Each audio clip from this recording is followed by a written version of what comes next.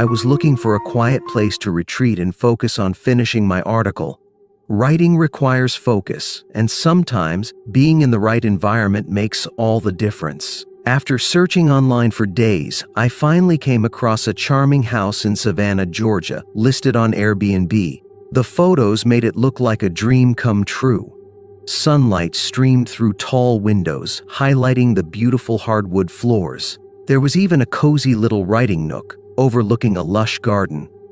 The reviews only made it better. Guests raved about the host's attentiveness and called the house a hidden gem. Without much hesitation, I booked it. A week-long workcation in a picturesque setting sounded like the perfect way to get my article done. Little did I know how misleading appearances could be. The charm of the house ended the moment I arrived. It was a scorching August afternoon when I pulled up in my car, which was packed with everything I needed for the week: a suitcase, my laptop bag, and a folder stuffed with notes. As I turned onto the street, my initial excitement began to fade. The neighborhood didn't look anything like I had imagined based on the listing's description.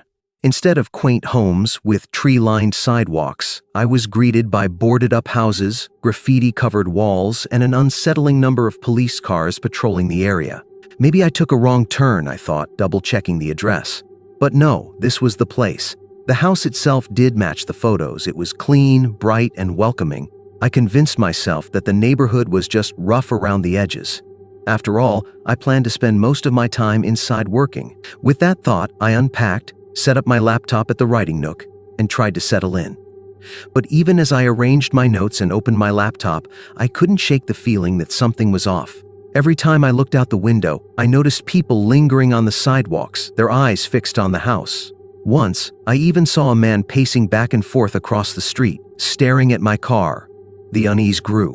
One night, I was startled awake by what sounded like muffled voices outside. Peering through the curtains, I saw two figures standing on the sidewalk, gesturing toward the house. They didn't seem to notice me watching, and after a few minutes, they walked away. I told myself they were just passing through, but the incident left me uneasy. The following night, things escalated. Around 11 p.m., while I was working late, I heard something hit the side of the house. It was a faint thud, followed by silence. My heart raced as I checked the windows, but nothing seemed out of place. Still, I couldn't shake the creeping suspicion that someone was nearby, watching. By the fifth night, the neighborhood was eerily quiet. It was the kind of silence that makes every little sound seem amplified. That's when I heard it, a scratching noise. At first, I thought it might be an animal, but the sound was deliberate, like someone testing the window frame. My chest tightened as I realized this wasn't my imagination. I crept toward the front window, careful not to make a sound, and peeked through the blinds. There, hunched over the window, was a figure. Their hands were pressed against the glass, and they appeared to be trying to pry it open. My pulse pounded as I ducked down, grabbing my phone with trembling fingers. I dialed and whispered to the dispatcher, "There's someone trying to get into my house." I gave her the address, my voice shaking. "Stay on the line," she said calmly. "Officers are on their way." Those minutes felt like an eternity. The scratching grew louder, followed by a dull thud as if the intruder was trying to force the window open. I held my breath, clutching a heavy book as if it could protect me. Then, the noise stopped. I peeked out again and saw that the figure had vanished. Moments later, the street lit up with the flashing blue and red lights of police cars. Two officers knocked on the door, and I let them in, still trembling. They searched the property and found fresh scratch marks on the window frame and footprints leading to the back fence. "Looks like someone was trying to break in," one of the officers said. "Probably thought the house was empty." "But it's not," I replied, my voice cracking. "And this isn't the first time I felt watched. The officers advised me to stay somewhere else for the night. They promised to patrol the area more frequently and offered to file a report. As they left, one of them glanced around the neighborhood and muttered, 'You're brave staying here alone.' The next morning, I called the host. He answered cheerfully, but his tone changed when I explained what had happened. "This area has its quirks," he said vaguely. "Quirks?" I snapped. "Someone tried to break in last night. Why didn't you mention the crime in your listing?" There was a long pause before he finally admitted, "It's happened before a few times, but it's just part of the area's charm, you know." "Charm?" I hung up, my blood boiling. I packed my things and left that afternoon, furious at the host's casual attitude toward his guests' safety. I reported the incident to Airbnb, attaching photos of the scratch marks and a copy of the police report. They refunded my stay and said they'd investigate the host, but the experience stayed with me. Since then, every time I travel, I thoroughly research not just the property but the neighborhood as well. That house may have looked like a dream in the photos, but it turned into a nightmare I'll never forget. Safety should never be compromised for the sake of aesthetics or convenience. The lesson I learned in Savannah is one I'll carry with me for the rest of my life. When you're a photographer, finding the right setting can make or break a project. It's all about having the perfect space to relax and recharge after long hours of shooting. This past March, I rented a house in Denver through Airbnb. It seemed like the ideal place for what I needed. The listing was affordable, located in a quiet neighborhood, and the description mentioned the house had 2 stories and a basement. The host said the basement was just unoccupied storage. That sounded perfect to me. The house itself was charming. It had wooden floors, a retro kitchen, and a soft couch that practically begged me to sink into it. For the first 2 days, nothing out of the ordinary happened. My routine was simple. I spent my mornings out in the city taking photos, evenings editing them, and nights falling asleep to the soft hum of the radiator. It was exactly what I had hoped for, peaceful and productive. Until it wasn't. On the 3rd night, I was working late on my laptop when I noticed a soft noise. It was faint, almost like someone moving below me. At first, I thought it was just the radiator acting up. But the sound wasn't mechanical. It was irregular, like someone dragging something heavy across the floor. I paused, listened carefully, and then shook it off. It's probably just the house settling, I told myself. The listing clearly stated the basement was unoccupied, so I decided not to worry about it. But the next night, it happened again. This time, the noise was unmistakable. I was in the kitchen heating up leftovers when I heard the distinct sound of wood creaking under pressure. My heart skipped a beat. I paused the microwave and stood as still as possible, straining to listen. The sound came again, this time followed by a muffled thump. I tried to rationalize it. Maybe it's a branch hitting the side of the house, I thought, or an animal trying to get in. But the sound seemed to come directly from below me, from the basement. I glanced toward the basement door at the end of the hall. It was closed with a padlock hanging loosely from the latch. My stomach twisted. Why would the padlock be undone? The next morning, I texted the host about the noises. His reply was quick but dismissive. Old houses make all kinds of sounds, nothing to worry about. His casual response rubbed me the wrong way, but I didn't push it. That evening, I tried to focus on editing my photos, but the noises started again. This time, they were louder. It wasn't just shuffling now, it sounded like someone pacing. My anxiety spiked. I grabbed a broom for reassurance and approached the basement door. My hand trembled as I tried to turn the handle, but the door wouldn't budge. It was stuck. Leaning closer, I pressed my ear against the wood, trying to listen. That's when I heard it, a low, raspy cough. I stumbled back, my heart racing. Someone was down there. The rest of the night, I stayed barricaded in the bedroom, the door locked, with the broom by my side. I didn't sleep. When morning came, I called the host again, demanding answers. "Are you sure the basement is unoccupied?" I asked, my voice tight. There was a long pause. Finally, he admitted, "Well, technically there's someone down there, but he's harmless." "What?" I practically shouted. "You said it was empty." "He's a long-term tenant," the host explained, sounding defensive. "He's been there for years. I don't include it in the listing because it scares people off. But I promise, he keeps to himself." I couldn't believe what I was hearing. Furious and terrified, I hung up. Whoever was in the basement hadn't been keeping to themselves. They had been moving around at night, making noise, and possibly even listening through the vents. That night, I decided I couldn't stay there any longer. I packed my bags, planning to leave first thing in the morning. But as I was zipping up my suitcase, I heard the faint creak of the basement door. My blood ran cold. Slowly, I crept down the hall, peeking around the corner. The door was slightly open. I held my breath, backing away. The thought of confronting whoever was down there was too much. Instead, I grabbed my phone and turned on the flashlight, pointing it toward the door. A shadow shifted just beyond the threshold. "Get out!" I shouted, my voice shaking. "I'm calling the police!" The shadow didn't move at first. Then, slowly, the door creaked shut. I heard the sound of footsteps retreating down the stairs, followed by silence. I didn't wait for morning. I grabbed my bags, jumped into my car, and sped off into the night. The next day, I filed a report with Airbnb, detailing everything that had happened. They refunded my stay and assured me they would investigate the host. I didn't follow up after that, so I don't know what happened to the host or the tenant in the basement. But to this day, I can't bring myself to stay in a house with a basement. The experience left me shaken and taught me a valuable lesson about doing thorough research before booking any stay. Safety should always come first, no matter how perfect a place might seem in photos. After the incident, it took me weeks to shake off the lingering fear. Every creak of a floorboard or unexpected noise in my own home made my heart race. I found myself checking the locks on my doors and windows multiple times a day. Friends and family tried to console me, suggesting I might have overreacted or misunderstood what was happening in the basement, but I knew what I heard and saw. There was no misunderstanding the shadow or the coughing sound. The whole ordeal changed how I approach travel. Before booking any accommodation, I now spend hours researching not just the property but the surrounding neighborhood. I read every review carefully, looking for even the smallest hints of issues other guests might have faced. If a listing mentions anything about basements, attics, or additional tenants, it's an immediate no for me. Despite my precautions, my trust in platforms like Airbnb has been shaken.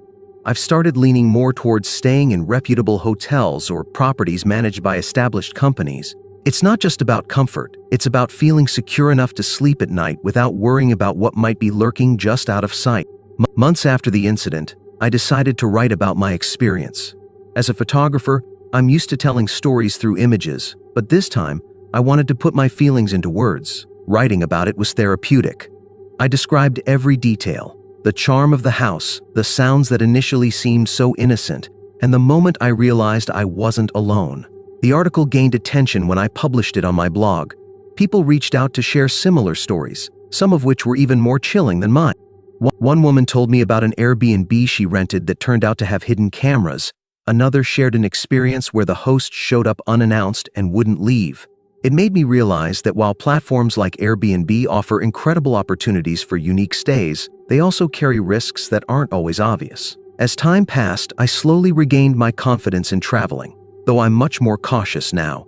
Photography remains my passion, and it often requires me to stay in unfamiliar places. But I always prioritize safety. I keep a personal alarm in my bag, and I make sure at least one person knows where I'm staying at all times. Sometimes I even share my live location with close friends. Looking back, I still wonder about the tenant in the basement. Who were they? Why were they living there? And why did the host think it was okay to omit such a critical detail from the listing? I'll never have answers to these questions, but I've learned to trust my instincts. If something feels off, it probably is. To anyone considering a stay in a rental property, I'd say this: trust your gut. No amount of charm or affordability is worth compromising your safety. Take the time to research, ask questions, and don't hesitate to leave if you feel uncomfortable. My experience might have been an exception, but it's a reminder that even the most picture-perfect listings can hide dark secrets. Now, every time I look through my photos from that trip, I feel a mix of pride and unease. The images captured the beauty of Denver, the bustling streets, the serene parks, and the vibrant art scene. But they also remind me of what happened when the camera was put away and the house grew quiet. It's a part of my story now, one that's taught me resilience and the importance of vigilance. I've worked long hours as a nurse for years. It's a job I'm passionate about, but it's also draining, both physically and emotionally. After what felt like the 100th exhausting shift in a row, I realized I needed more than just a day off or a quick nap. I needed a real break, a chance to step away from the constant stress and recharge. I wanted to remind myself that life existed beyond the hospital walls, where the air wasn't filled with the endless beeping of monitors and hurried conversations of coworkers. That's how I ended up booking a cabin in Asheville, North Carolina. I'd always heard great things about the area: beautiful mountains, fresh air, and a peaceful atmosphere. It sounded like exactly what I needed. The listing I found promised solitude, stunning views, and a chance to relax. The pictures showed a cozy little cabin perched on the edge of a hill, surrounded by trees.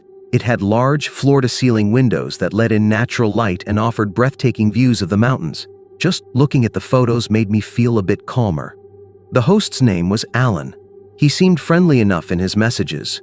He welcomed me to the property, said he was sure I'd fall in love with the cabin, and let me know I could text him if I needed anything during my stay. Relax and enjoy, he wrote, signing off with a smiley face. He seemed so genuine and accommodating that I didn't see any reason to worry. When I arrived at the cabin, it was even better than the pictures had suggested.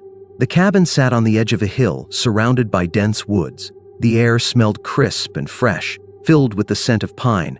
After being in the hospital for so long, the silence felt almost overwhelming. There was no chatter, no alarms, just the sounds of birds chirping and leaves rustling in the breeze. I spent the first evening curled up on the couch with a book. The floor-to-ceiling windows let me enjoy the view of the forest, even as the sun set and the world outside grew darker. I felt like I could finally breathe for the first time in weeks. The cabin was cozy, the kind of place that felt like a hug, and I was grateful to have found it. The next morning, I woke up feeling refreshed. Alan sent me a text asking how I'd slept, which I thought was a nice touch. I replied, "Great, the bed's super comfy. Thanks for checking in." He didn't respond, and I went about my day. Most of that day was spent hiking. There were several trails nearby, and I couldn't resist exploring them. The air was so fresh, and the scenery was stunning.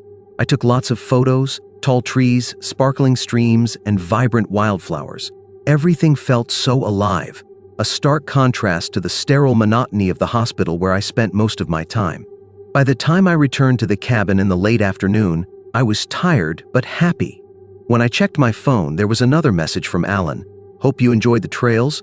The view from the porch is incredible at sunset," it said. At first, I thought it was just a friendly comment, but then I paused. I hadn't told him I'd gone hiking. In fact, I hadn't mentioned my plans for the day at all. Maybe it was just a lucky guess, I told myself. After all, what else would people do in a place like this? Hiking was probably the main attraction. I tried to shake off the weird feeling and focused on making dinner.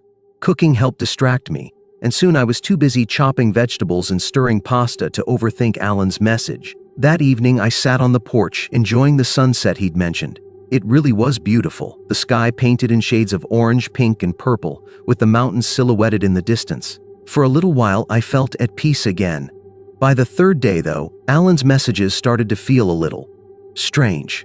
They weren't overtly creepy, but they had this odd specificity that made me uncomfortable. One message said, "Did you get a chance to try out the rocking chairs on the porch yet? They're my favorite spot for coffee in the morning."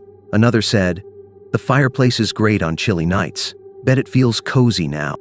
The thing is, I hadn't mentioned using the porch or lighting the fireplace in any of my messages to him. Sure, the cabin was small, and it wasn't hard to guess what someone might be doing in such a space. But the way he phrased his messages, like he was narrating my actions as they happened, gave me an uneasy feeling. It was as if he was watching me. That evening, as I settled in to watch a movie, another text came through. "The couch looks comfortable, doesn't it?" it read. My stomach churned as I stared at the screen. That wasn't a guess. I was sitting on the couch at that very moment, a blanket draped over me and a mug of tea in my hand. I hadn't told anyone about this, not even my closest friends. I looked toward the large windows that surrounded the cabin. Outside, it was pitch black. The glass reflected the cozy interior like a mirror, but beyond that reflection, I imagined someone standing in the darkness, watching me. I tried to calm myself. Maybe Alan just had an odd sense of humor. Maybe he'd stayed at the cabin so many times that he knew what guests were likely to do. Still, I couldn't shake the feeling that something was off. I decided to respond to his message with a polite but firm reply. "Thanks for checking in. Everything's fine here. Really enjoying the stay." After that, it was hard to relax. I avoided looking at the windows, afraid I might see something or someone outside. When I finally went to bed, I kept my phone in my hand, as if it could protect me. At around 2 a.m., I woke up to a noise. It sounded like footsteps on loose gravel. My heart raced as I lay frozen in bed, straining to listen. I told myself it was just an animal. This was the woods, after all. Raccoons, deer, maybe even a bear could be wandering around outside. But the sound stopped right near the cabin, and the silence that followed felt heavy, like it was pressing down on me. I didn't dare move. I stayed under the covers, gripping the blanket tightly and staring at the bedroom door, half expecting it to swing open. Minutes passed, then an hour. Eventually, exhaustion won, and I drifted off to sleep again. The next morning, I tried to convince myself it had been nothing, Maybe it really was an animal. But as I sipped my coffee on the porch, I couldn't ignore the lingering sense of unease. I decided to check the area around the cabin, hoping to find some logical explanation that would put my mind at ease. That's when I saw them. Footprints.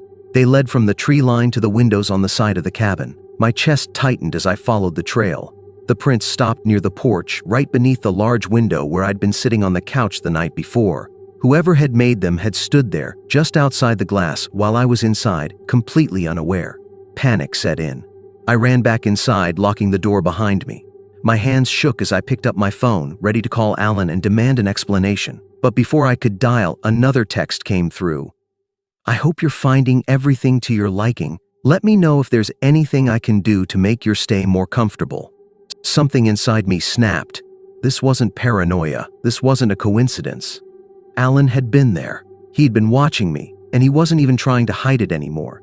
I packed in a frenzy, shoving clothes into my suitcase without bothering to fold them. I didn't care if I left things behind. I just needed to get out.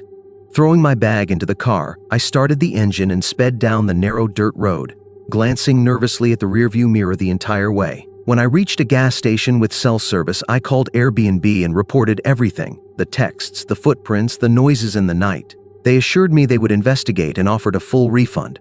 I drove straight home, my hands gripping the steering wheel tightly the entire way. A week later, a representative from Airbnb followed up. They told me they'd removed Alan's listing and banned him from the platform. Through a friend in law enforcement, I learned that Alan had been reported before for similar behavior. In one case, a guest had caught him creeping around outside late at night. Looking back, I thought I had been careful. I'd booked a highly rated property with glowing reviews, but none of that mattered when the host himself was the threat. Even now, months later, I can't book a rental without scrutinizing every detail. I check the reviews, the locks, the windows. The thought of being watched, of someone standing just out of sight, has turned every vacation into a careful calculation of trust and risk. Because the truth is, you never really know who's on the other side of that friendly text.